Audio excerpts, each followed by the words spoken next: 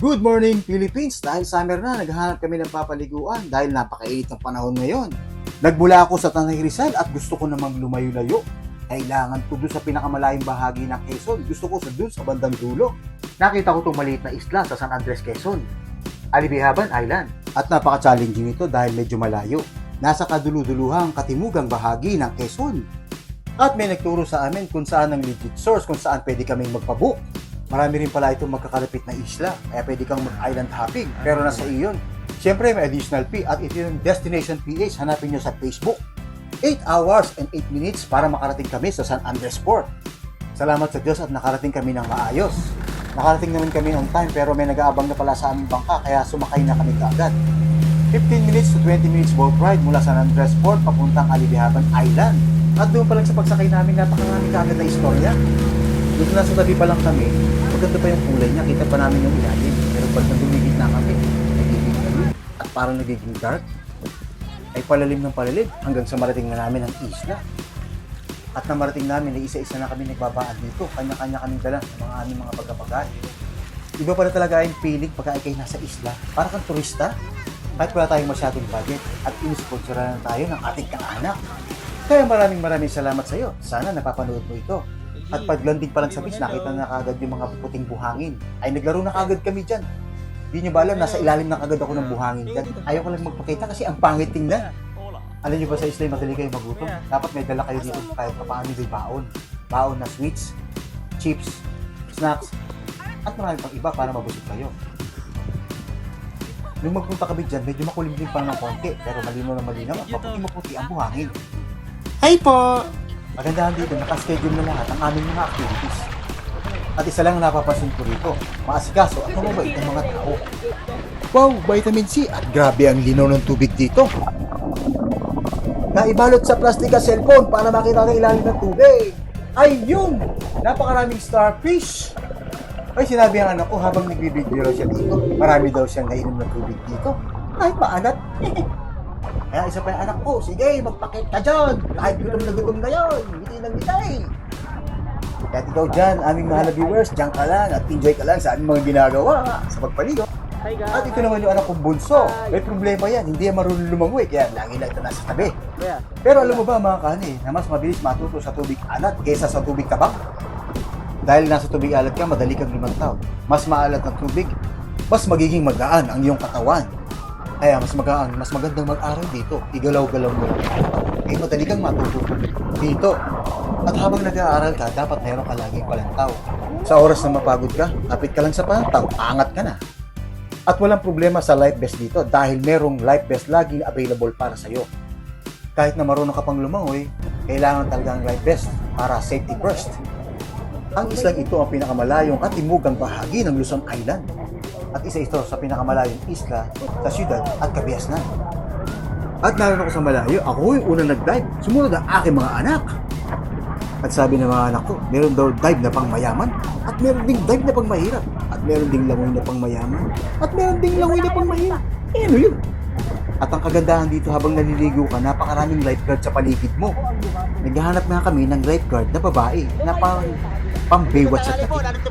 Wow!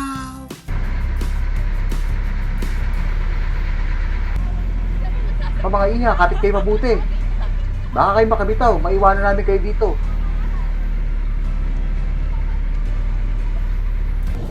At pumunta ako dun sa taas, asar pa na tumayo dun sa taas, overlooking.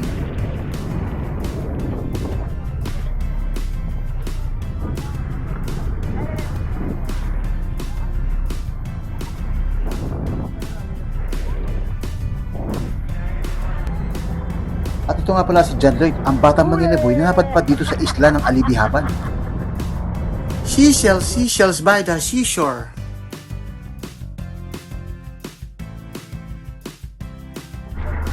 Sarap! At ito, nakita ko ito sa zoo. Kaya ito gagawin ko. Nakita niyo ba ito sa zoo? Ang ginagawa nito, ikot-ikot lang, basta nakakapit lang siya.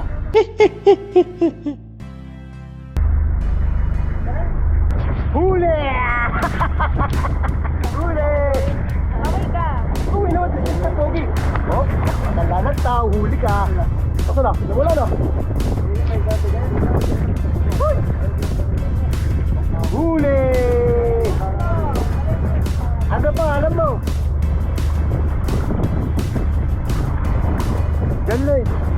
Eloy!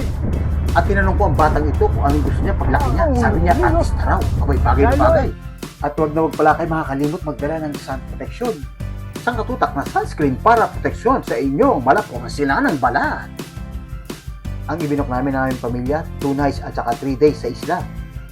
Kasama na ang pagkain. Pero kailangan nyo rin magdala ng additional food. Baka kasi kapusin kayo at magutom pa ang pamilya mo.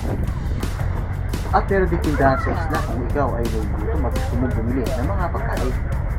At maraming naliligo nung araw na yun. Maraming bangka at maraming balsa. Pagkakahiwalay nga lang at kanya-kanyang schedule.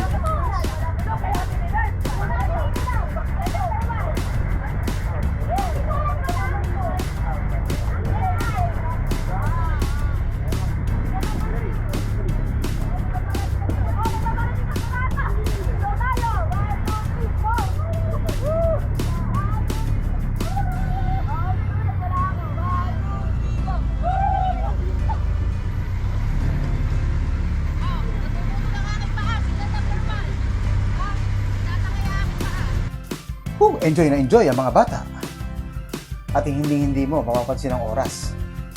Ay tago niyo muna ang mga orasan niyo. Meron ka namang kalapit na travel guide para magsabi sa iyo kung saan at kailan.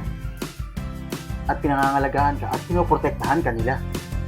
Ano mang oras, kahit sa ang gid ng litrato ay napakaganda. Instagramable, TikTokable, Faceable, Internetable, YouTubeable. Kung pinaka-excited dito yung kakain kayo mamaya, ito yahain yung pagkain nyo, yung tanghalian nyo. Kasama rin sa package yun. At ang sarap dito, puro seafoods ang ihahain sa'yo. Pag nilasahan mo, manamis-namis at talagang saliwang-saliwa. Love it!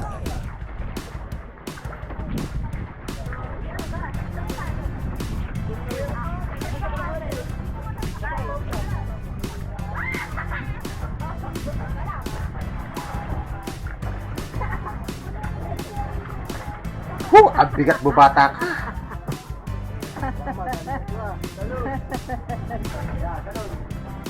Bakit nga pala ako kanina? Nagsubok akong mag-dive pero parang hindi ko kaya. Kaya yung mga anak ko na lang mag-dive. Kahit anak kong bunsong bulilit na yun, nasa itaas na. Hindi siya marunong lumangoy. Pero sige, dive pa rin. Basta meron siyang life vest. 100% ligtas. Ang kagandahan dito, pag hinila nila yung balsa, doon sila sa kabilang bangka at matyaga kami binabantayan. Nakakahiya nga kasi sa sobrang excitement namin, hindi na namin sila napapansin. Hindi man lang namin sila naaalok na pagkain. Kaya pasensya na po sa inyo. Enjoy na enjoy lang po kami. Kaya sa inyo mga lifeguards po, sa susunod na balik po namin, promise.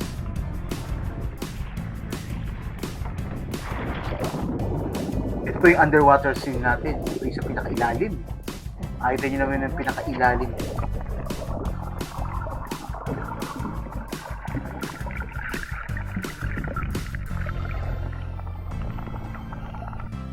Sobrang linaw talaga ng tubig. Ang sukat siguro nito mga 15 to 20 feet ang lalim. At kitang-kita mo yung pinakailalim at kitang-kita mo yung mga corals, starfish at iba't ibang kulay ng mga isda.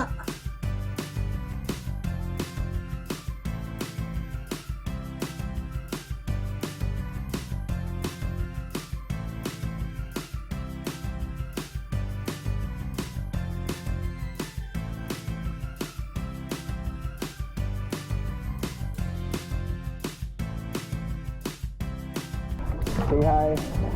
Hi.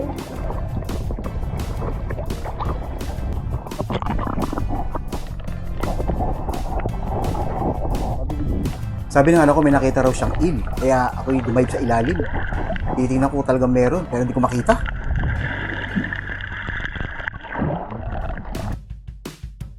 Grabe sir dito. Malamig-lamig at may hit na kote. Wow.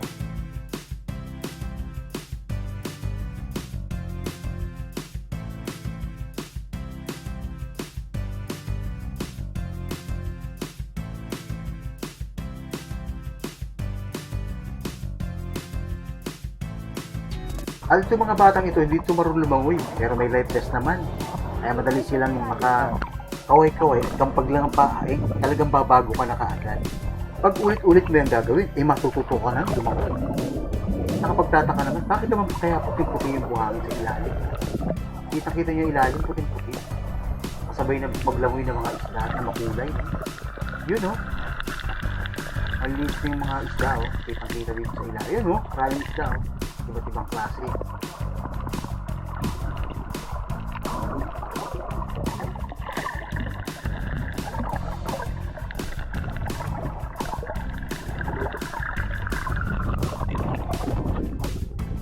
Okay na kayo, kakain na raw.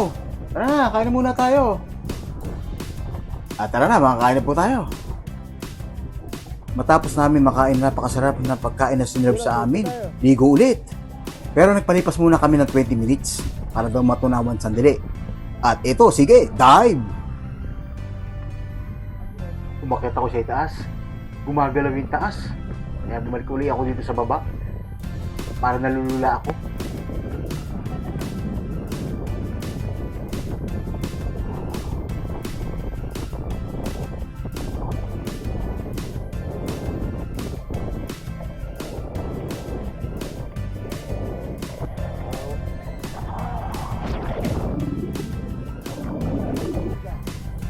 Nag-enjoy kami maghapon.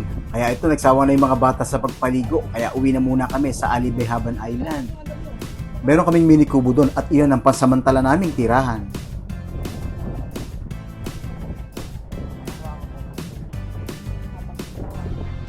Kaya humihirit-hirit pa tong anak ko. Kaya sige, dive pa.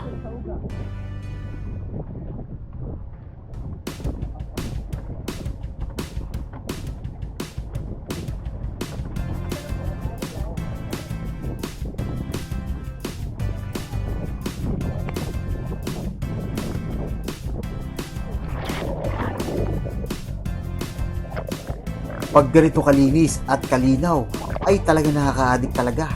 Gusto mong maligo ng maligo. Sinusubukan ko arokin yung ilalim. Hindi ko maarok. Pero yun pala, naka-live pala ako kaya hindi ako makapunta sa ilalim.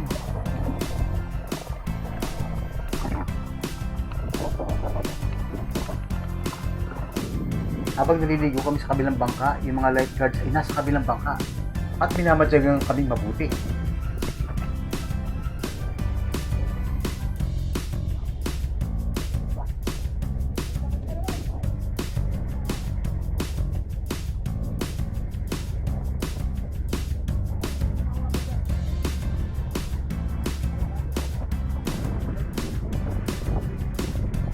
Ang nakakatuwa dito, pabalik na kami dun sa aming campsite. Pero yung mga bata nasa Palantaw pa rin, nakakapit. Enjoy na enjoy. Yan na, datawag mo to eh. Datawag mo to.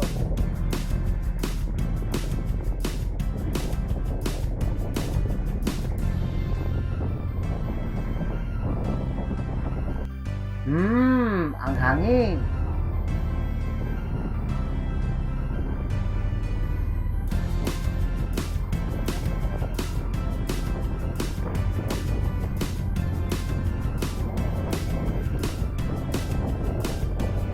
Sa pagod ko, tinignan ko sarili ko sa video. Yeah. Yeah. Hindi makakalimutan ng mga bata ang kanilang experience habang pauwi na ay nakakapit sila sa Palantaw. Ng bangka na animoy nasa rides ka.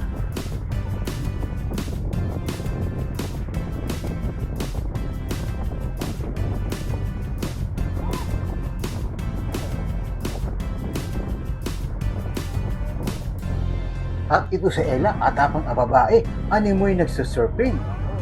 Yun no? Wala, baka makabilaw ka. Wala, isa pa. Isa pa. Go ahead.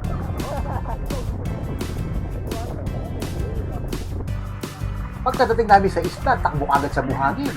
At kung ano ang gusto mong gawin sa buhangin, gawin mo. At wag na wag lang magkakalat.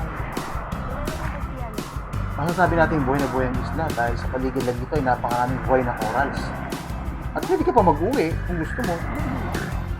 Pero nakakaawa naman, mamatay lang.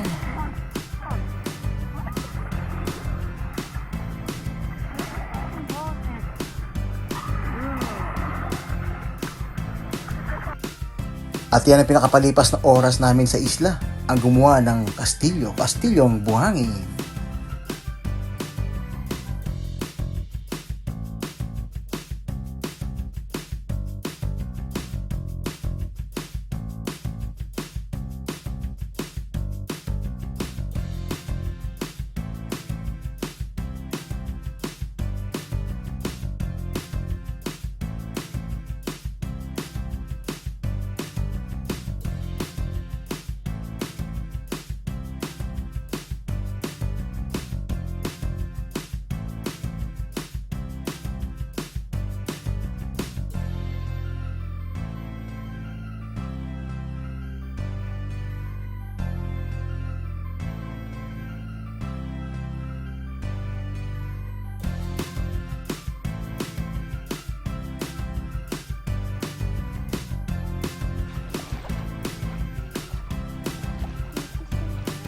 At itong batang ito ang lagi nasa dalampasigan.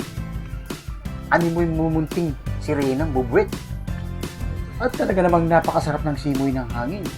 Kaya parot-parito kami dito sa isla. Naglalakad kami dun sa maputing buhangin.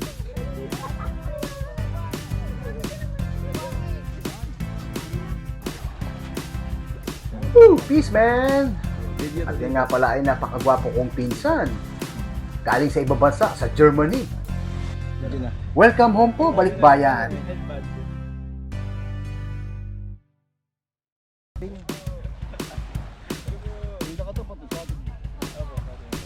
Okay, magsilakad na kayo. Umaandar ang camera, umaandar ang video. Sige, lakad!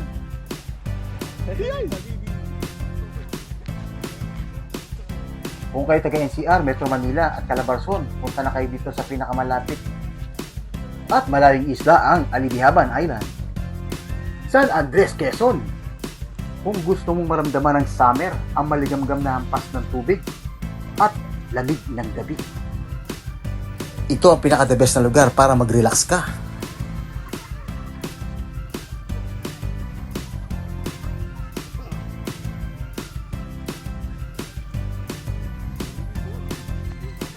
Habulin niyo ako, guys! Habulin niyo ako! Tatakbo na ako!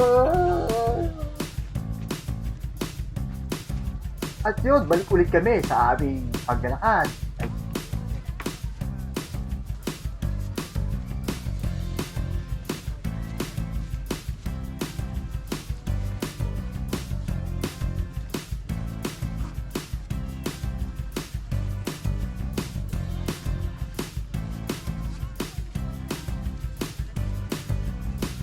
Masyado kaming nalibang, muntik namin makalimutan na meron nga pala kaming schedule at mag-island hopping kami dito sa floating port. Kaya nag-aabang na kami ng bangka.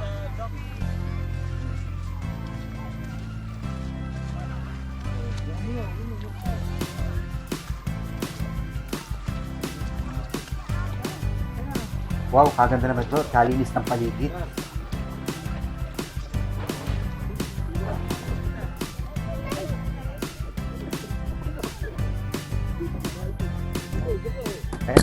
Dali. Unahan tayo. At narating namin yung kabilang isla. Pero mabato, kaya binabana namin doon sa mababaw bahagi. Kaya nilakad din namin. Pero ang daming starfish. Iba't ibang klase, iba't ibang kulay.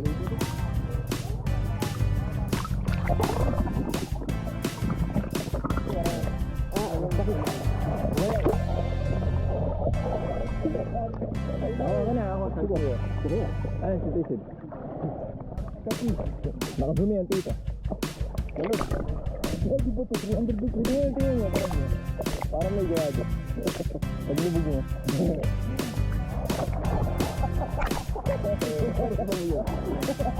Gumulo ka.